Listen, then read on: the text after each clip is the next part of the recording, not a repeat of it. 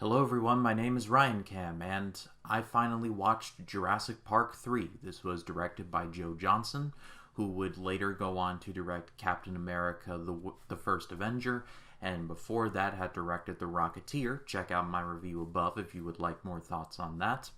And the movie starred Sam Neill, William H. Macy, and Tia Leone, among others. And this is the third Jurassic Park movie, and the latest in my series where I'll be covering every Jurassic Park movie in honor of Jurassic World Dominion coming out in just a couple of weeks. I've already covered Jurassic Park and The Lost World Jurassic Park. If you would like to check those out, those reviews will also be linked in a playlist in the eye in the right-hand corner.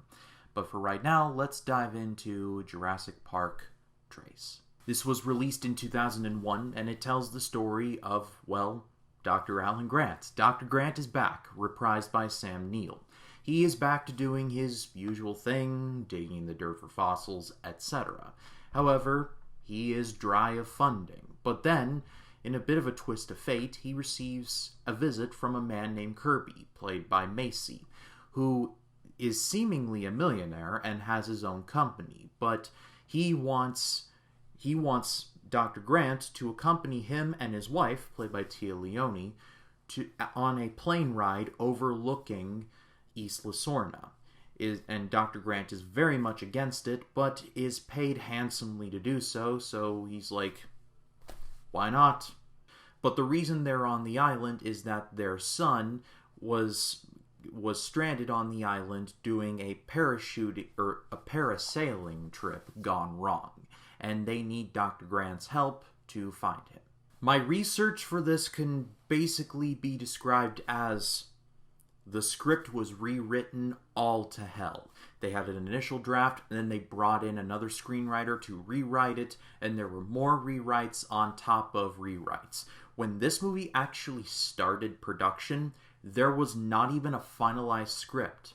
That's not a good sign.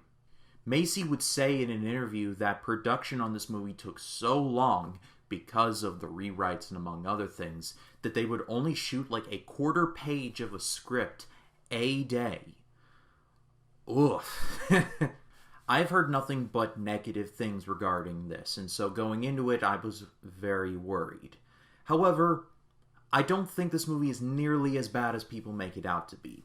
It's not particularly outstanding, but considering that this franchise also includes the Jurassic World movies, both of them, this movie's not as bad as people make it out to be. Firstly, it is of course nice to see Sam Neill back as Dr. Grant, and it will be nice to see him in Dominion, no matter what I feel about that movie, and I'm not looking forward to it. Also, seeing William H. Macy and Tia Leone in anything is honestly very nice. Macy's mustache game is, like, on point. Like, he's got a sweet stash right there. And Tia Leone is good. However, she has more than a few over-the-top moments in this movie where I was just sitting there and I'm thinking to myself, you know, you just did The Family Man a year ago. Like, just because you were Nicolas Cage's wife in that doesn't make you Nicolas Cage in this movie. Also, there is still a mix of practical and CGI elements, and the practical stuff does look really good. And I actually like the design of the dinosaurs here, especially the one where it's got a bigger, like, snout. They said what it was in the movie, but I can't remember it, but I like the design of all of the dinosaurs. They still did look good. But a lot of my problems with The Lost World are kind of exacerbated in Jurassic Park 3.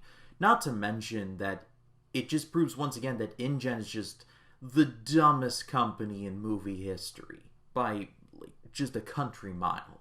Not to mention that this movie kind of, it makes Dr. Grant kind of look like a bit of a dummy for accepting this. I mean, sure, you need the money and that's totally fine. I can understand the struggle.